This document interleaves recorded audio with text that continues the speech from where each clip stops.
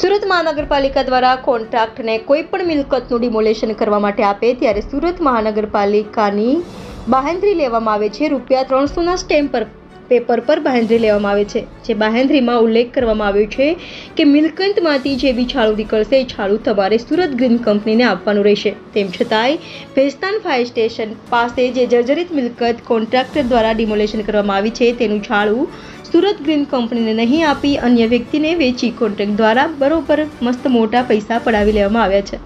Reporter નૈતિક Reshamwala, India 24 news, Surat.